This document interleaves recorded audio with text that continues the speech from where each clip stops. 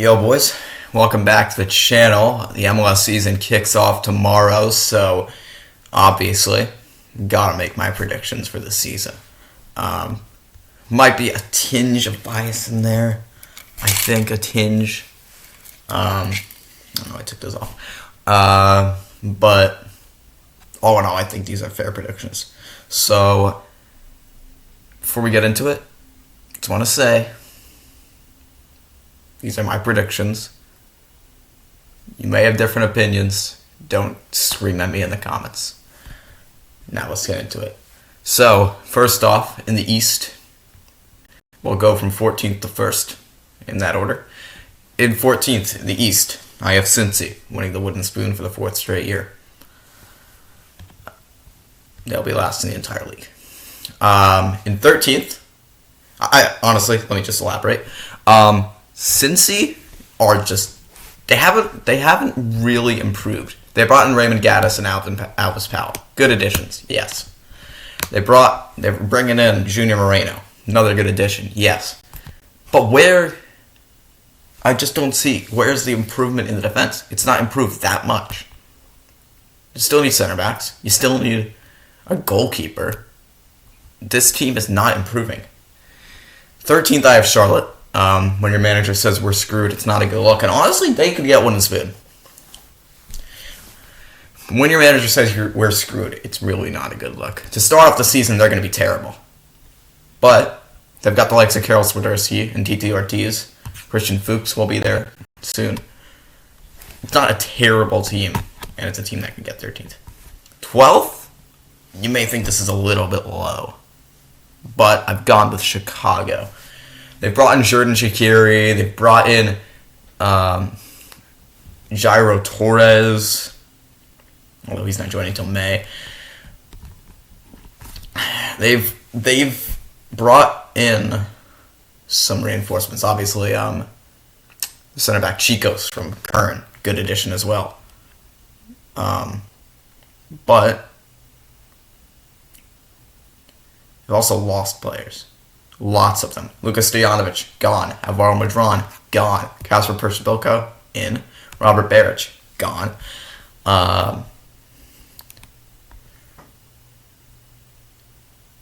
Frankowski was already gone. Aliseta, gone. They've been destroyed. They've been completely and utterly destroyed. Now, in 11th, I've got Miami. It's a rebuilding year, I think, for Miami. I think next year they could be a really big threat. They've brought in Quinteros, brought in Damian Lowe, brought in DeAndre Yevlin, brought in Taylor from Finland, brought in Ariel Lassiter, brought in Emerson Rodriguez. Lots of additions, lots of outgoings is what I'd say. They've lost the likes of, I think Kelvin Leerdam went, didn't he? I don't even remember where Kelvin Leerdam went. Maybe he didn't go anywhere. Oh, the Galaxy. Right. He went to the Galaxy. They've brought in John Mata as well. They've gained, I think, more than they've lost. They lost Ryan Shawcross, not a big L. Brought in Clement Diop as well. It's a good team, I think. And I think they're in for a good season, maybe, of rebuilding, because that team doesn't have chemistry yet. 10th, I've gone with DC. Again, it might seem a little low, but bringing in Michael Estrada was okay. I don't know how good this guy will be in the MLS, honestly. I don't rate him. I don't really rate him. But they also brought in Taxi Funtas, who will join them in the summer, which is really going to boost them. Red Bulls were looking at him. I'm disappointed we didn't get him. All in all, it's a decent team. It's just nothing special. Losing Kevin Paredes hurt them. They replaced him well with Brad Smith, but I don't think he's good enough to fill that void that he left. But Julian Gressel, as always, will have a good year. Ola Kamara will have a good year. They'll be hoping that Edison Flores, can pick it up this year. 10th is where I'm going. Montreal is who I put in 9th. They've added Kai Kamara. They've added that center back, Gabriel Corbo, from, I think, Bologna, as always. But I have a feeling they'll lose Georgie at some point this season. And if they lose Georgie, they lose the core of their team. But with the likes of Joaquin Torres, with the likes of Kai Kamara maybe coming back and doing well in this league, although that's TBD, they could definitely challenge for playoffs, 100%. Mason Toy coming back from injury, Ramon Kyoto, maybe if he stays healthy, he will be big for them, because you've seen the CCL against Santos Laguna, they absolutely battered them 3-0. That's a promising sign, even though Santos Laguna is one of the worst teams in Liga MX. Beating Liga MX teams isn't easy for MLS teams, so. In 8th, I've got Toronto, just missing out on the playoffs, maybe because I'm biased. Today, it was announced that they're going to be bringing in Crescito from the Serie A team, I think. It could have been Torino or something. But anyway, besides the point, I don't remember who it is. Genoa, maybe. He's a good addition. He can play center back, he can play left back, he could probably even play right back if you want him to anywhere across a back four or a back five. Very good addition for TFC. Obviously, in the summer, Lorenzo Insigne will join up with the team. They've got Shane O'Neill in there. They've got Carlos Salcedo was a great addition as well. So, obviously bringing in Valtteri Scott Osorio in the midfield alongside Michael Bradley, Pozuelo, Marshall Ruddy, Schaffelberg, Priso, Okello, Akinola, Jesus Jimenez came in. It's a really, really promising team. But the question is, can they click? Because we saw this with Atlanta last year. Atlanta couldn't click. They made the playoffs, but it took them way too long to click, and that cost them. So, I'm not 100% certain where I see Toronto this season. It's a tricky one. 7th, I put ourselves for the Red Bulls. I have to at least have us making the playoffs, because I wouldn't be a Red Bulls fan if I didn't. Although I'm very pessimistic about the season ahead, so is Gerhard Struber. Kevin Thelwell, literally right before I started recording this video, I saw that he's left for Everton, which is terrible for us, I think. I don't know. We haven't brought in much. We've brought in Luquinhas. We've brought in, potentially we're bringing in Ashley Fletcher. We've brought back Tom Edwards, brought back Caden Clark, only on loan. We've brought in Dylan Nealis, Lewis Morgan.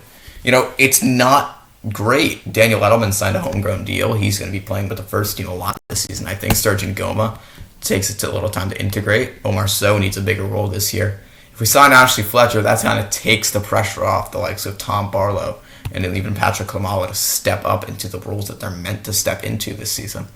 But it's difficult for us because we've lost Andres Reyes for a long time. Aaron Long's coming back in. We don't know how good he's going to be, alongside Sean Nealis. If we revert to a four-at-the-back system, it's a dangerous game. Lewis Morgan might be playing right back. And, it's a tricky situation to be in. When Tom Edwards and Luquinhas get their visas, I'm sure it'll be much, much better for us. But for now, it's not that great. But I'm still going to say we make the playoffs. Edging it. But my head says we're not going to. In 6th, I've got Orlando. I think the additions of Facundo Torres and Cesar Araujo, two young South Americans, were really good, especially to replace Nani. Vander Water will have a bigger role this year, I think. Tesho Akinele and Benji Michel really need to step it up this year. Erkin Kara, I haven't mentioned him yet, looks to be injured for the start of the season. I'm not sure for how long, but he got injured for the preseason game. Alexander Pato, if he can stay fit this year, going to be hopefully for them big, but I'm not sure. Not sure where they are at this point in time. In 5th, I've got Atlanta. They've added Thiago Almada, really good signing.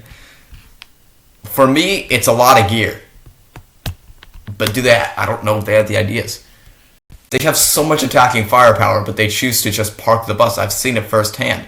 They park the bus, and it doesn't work. And that's the issue. If you're going to park the bus, make it like win 1-0 games. Because you have the attacking firepower completely to win these games. So if you park the bus, you got to utilize your attacking power. They didn't do that last year. Now they've bolstered it even more with Thiago Almada. They've got to make use of it. Absolutely have to. In 4th, I've got Columbus. They added Yaya Boa. They added the midfielder from Zaragoza, who I forget the name of, Igbekeme, I think, James Igbekeme. they've not gotten worse as a team, but I don't know how much they've improved. However, with Caleb Porter, you don't know what you're going to get from a Caleb Porter team. This team could finish 12th, or this team could finish first. There's no in between. Caleb Porter teams are inconsistent. But I think this is a year where Caleb Porter can have one of his teams that just does well. Just a good team, a solid outfit. I think this year they're going to have the playoffs. And they're going to be comfortably in there, in fourth. So they're going to get the home seat as well. In third, I've got the Revs. I think losing Matt Turner midway through the year will be a huge, huge loss for the Revs. Because Brad Knighton, not so sure about that. For the first game of the season, he might have to play in goal because Turner's a doubt. The additions are okay. Sebastian Lletget will do a job for them. Josie Altidore will do a job off the bench. Omar Gonzalez, not so sure. But yeah, I think third place is fair for the Revolution this year. I think it's not going to be as good of a year this year. I think last year was a really special team. The likes of, Heel having to play a big role this year as well with Buxa and Bo. They got knocked out first round last year, or the first round they were in. That's not really something I envision a good team to do. Second, I've got NYCFC. It's unfortunate. Now you might be able to guess who I have in first now. But before we get to that, NYCFC added Thiago Martins to their back line. Huge addition to back up, because when Chanel and Callens are out, they have nobody. Vuk Latinovic. And they had James Sands. Now he's gone. They needed to add somebody. Desperately. They've done that. It's a good addition. Zelalem's going to have to play a bigger role this year. Acevedo as well. Parks and Morales will be that starting midfield pairing. It's a very, very good team. Castellanos will leave midway through the season. I think that's a worry for a lot of NYCFC fans. But if Talis Magno can step up, maybe he can play up top, or Thiago Andrade, or even Sandy Rodriguez. They're in a good position with all these young South American players coming through. And Heber could always step in as well. Or Heber. In first in the East, maybe a little surprising, I've got Philly. Just for me personally, getting rid of Percivalco, replacing him with a top DP striker like Mikhail Uhre, huge for them. Huge. Like that, when I tell you that's a huge addition, I mean that. Because Mikhail Uhre, I don't think he's available for the first game, but what this guy offers is different from what Percivalco offers. This guy is a quick striker. Him and Ani Mukhtar used to light it up at Brøndby. Now they're playing against each other in MLS. Mikhail Uhre will help them out a lot. Even when he's out, you got Julian Carranza, you got Sergio Santos to play up top, even Corey Burke. They can all play up there. That midfield is getting younger, or getting older, but it's young. Jack McGlynn, Alejandro Bedoya will give them valuable experience. Quinn Sullivan, Paxton Aronson. I think it's a good balance. Their defense is really solid. Jacob Glesnes, Jack Elliott. Maybe Stuart Finley can come in. He can do a job. Aurelian Collins, questionable. Olivier Mbezo, I have an agenda against him because he was terrible in that mistake against NYCFC. But Olivier Mbezo is a decent right back. Jason Harriel's coming through. Matthew Real to back up Kai Wagner, not bad. Andre Blake, when he's out, you got Matt Freese. Not terrible. Joe Bendick even can do a job. I don't even know if he's still there. It's a good team. It's a really good team. I'm just saying, first place in the East. You heard it here first. It's a bold prediction, but I'm going with it. That's probably my boldest, to be honest. In the West, we'll start from 14th to 1st like we did to the East. In 14th, I've got Austin. Originally, I had Houston. But if they add Hector Herrera, which looks like it might happen after they traded for that international spot, like there's got to be a reason you do that. They brought in Ferreira. They've already got Fafa Picault, who's a really good player in that attack, Darwin Quintero. If you bring in Hector Herrera to that midfield, it's even better. Anyway, we're talking about Houston here. I'm explaining why I put them in 13th. I'll do that after I explain why Austin's 14th. I think they have a good team. I really do. I really do think this is a good team. The West is insanely competitive. And for that reason alone, I have Austin bottom. The West is insanely competitive. They brought in Johan Valencia, good addition. Ethan Finley, good addition. good additions to the team.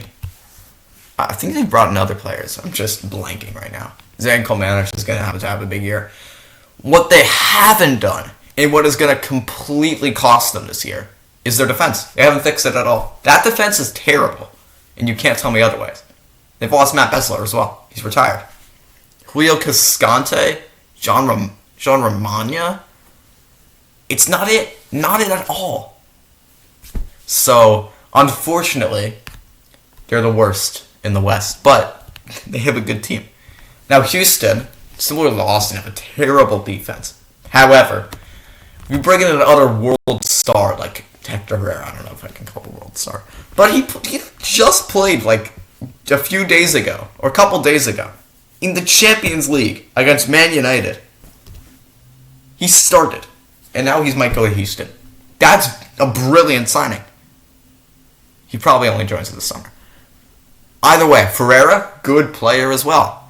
Fafa Pico, good player. Darwin Quintero might have to have a bigger year this year. Griffin Dorsey, good young player, along with Pasher. Derek Jones is always a solid midfielder. Joe Corona they got rid of, which I don't really understand. The defense is the issue with Tim Parker and Daniel Steres. Tine Chidebe will have to have a big year alongside whoever he's partnering. If it's Steres or if it's Parker, or even if it's both, they play five in the back. It'll be difficult for Houston to really get to push on. In 12th, I've got San Jose. Honestly, the West is so good this year.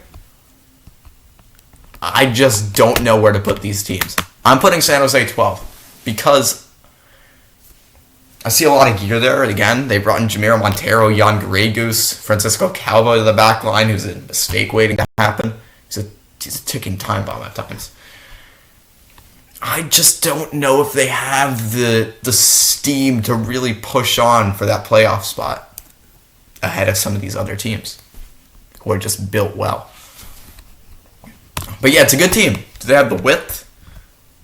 I've been saying they don't. I'm saying they don't. They don't have the width. They got Espinoza, they've got Cal, they've got Abobasi, but they don't play with them out wide. They're going to play a narrow formation. They're going to overload that midfield. And it's going to affect the production of their wingers. It's going to affect it. Next, I got Dallas in 11th, which I'm actually going to change. I reckon it's going to be Dallas in 10th. I think RSL will be 11th. It's a huge fall off. Huge fall off. The reason I think RSL will do so much worse this year is because they've lost Albert Rusnak. That team somehow made it to the conference finals. That's a fluke. 100% fluke. They only made it into the final day because of a 95th minute Damir Krajlac goal. Menendez will have to have a big year this year. Julio will have to have a big year this year. They have so many guys who just have to have big years this year. Too dependent on guys having to have a big year. It's going to force them into 11th. They're going to be uninspiring. Attacking-wise, they're just tactically not good. I think they got a new coach too, didn't they? So, to be honest, I don't see it. I don't see how RSL can really kick on. I'm tempted to even put them in 12th, but I'm not going to. In 10th, I've got Dallas. They honestly could have a way better year than when I'm giving it to them, but a lot of these teams are really good. I just think Dallas, adding Alan Velasco, adding Paul Arriola, of course, it's really good. That back line is questionable. Matt Hedges is always a solid center back, but he's not amazing. Nkosi Tafari, he'll have to have a bigger year this year. I think he's potentially a starter. If he's not, Martinez has to be better. Obviously, you got Tumasi coming through as a right back. Nanu was a great addition to the back line, I think. Losing Hollington and replacing with Farfan, not so much. Quignon, Cirillo, and Cervania, all good midfielders, I think. The balance of the team, Jesus Ferreira is good. Losing Ricardo Pepi, not that great, but that team is really good. Paxton Pomykal will have to have a comeback here. On the balance of things, it looks like a good team, but I doubt they can really kick on from this. I doubt they can challenge for a playoff. I mean, they can challenge for a playoff spot, 100%. I doubt they can make the playoffs. That's what I meant. 9th, I've got, I think, the Galaxy. Although, maybe I'll put them in 8th and Colorado 9th. But no, I'll stick it out with the Galaxy in 9th. Reason being, they haven't really picked up any defensive additions. Koulibaly and Williams could very well have a good big year, and Nick DePoy too. Julian Araujo obviously will always have a good year for the Galaxy. Great right back. A left back, you've got Jorge Villafana, good left back. It's a very good team. Jonathan Bond in goal is a good goalie. Just think they're going to miss out. Just about. Bringing in Marque Delgado to replace Leggett, very good addition. Bringing Raheem Edwards to back up in that on the wing from LAFC, another good addition. Losing O'Neal Fisher is tough to back up. Not that big a deal, I guess. Efrain Alvarez will have a big year, I think. Kevin Cabral, I think, will have a better year, a much better year. And if he's going to have a big year, Galaxy can make playoffs. Along with Chicharito, Jovic, everyone's going to have to chip in for the Galaxy. In 8th, I've got Colorado. I think they'll miss this year. Honestly, I do. What I saw in the CONCACAF Champions League, losing to Comunicaciones, what is a Honduran team? Or a Guatemalan team? How do you expect to make playoffs with that? They're losing Austin Trusty mid-year as well. That's a key part of their defense. With who? Who they've got? Abubakar Keita, Lals Abubakar, and Danny Wilson. It's not good at all. They lost Cole Bassett as well. They lost... Who did they bring in? Max. I think he'll be good, but they're not good enough. They're just not good enough. 7th is where I have Minnesota. Initially had them missing, but I think they'll sneak in there. Luis Amarilla was a good addition. Robin Lod will always have a good year for you. They've done well with additions and not really letting anybody go. So, they've kept the core of their team, I think. That's why. Except that midfield. That is where the questions come into play because they've lost Jan Grey Goose. So, Ozzy Alonso as well. So it's a question of whether or not the midfield can really step up with Hassani Dotson, Will Trapp, and they have to step up, both of them. 6th is where I have Vancouver. This is going to be another big year from Brian White. I think he'll challenge for the Golden Boot with maybe a Rango, maybe Tony Castellanos if he stays the whole year. Brian White will be up there. He's clinical. He even scored a hat-trick in preseason. I don't know how much it means. But yeah, he's a good player. He really is. Clinical striker with Ryan Gaul, DeJong, Diber Caicedo. Pedro Vite will have a better year this year. He'll have the whole year to settle in. Russell Tiber, always a good option. Kyle Alexander, Leo Owusu. Habibullah coming in as an academy guy. Javane Brown, always good. Tristan Blackman, good defender. The main loss was Maxim Kripo, and I think Thomas Hazal can step into that role. So I've got him 6th. Now, here's where I have Portland, 5th. To start off the year, I think it's what's going to hurt them. Because they've got Dario Zuparic, they've got the 2 center backs. I forget their names. I don't know why. I'm blanking. I know one of them's Zuparic and the other one is... I don't know why I'm blanking on their names. Don't worry. Mabiala. Zuparic and Mabiala. Good defenders. They've lost Steve Clark to Houston. What is the purpose? Like why has that happened? David Bingham? Is he you imagine to start? Jeff Attinella? Not at the club anymore? Aljaž Ivicic? Is that who you expect to start and fill in the role? I'm not really sure where that goalkeeper situation is for Portland. But yeah, they've kept hold of their core. The Charas is still there. Felipe Mora's injured for the start of the season, but Jarek Niscoda, more than capable. Keeping goal to Sebastian Blanco, big. Signing Jose Carlos Van Rankin, big. You got Eric Williamson coming back. You got David Ayala in that midfield. I see a very good team, but I don't see them getting higher than 5th. 4th is where I have LAFC. I think they've had probably the best offseason in MLS. They brought in Kellen Acosta, Ryan Hollingshead. I'm blanking on who else they brought in, but it's a lot. Like it's incredible. You've got Diego Rossi potentially coming back.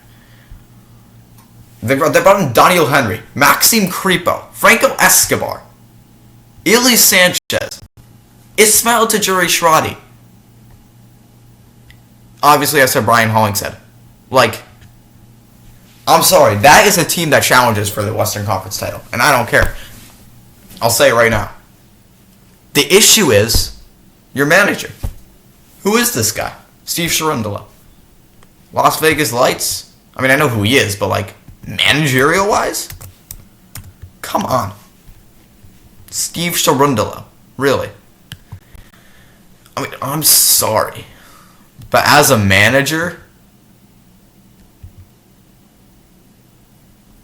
the only senior team he's managed is Las Vegas Lights. I'm sorry, that's just not good enough. It's only there for a season. I know he's a USMNT legend. I know that. I get that. But manager-wise, I think he'll be sacked. And they'll replace him with, I don't know.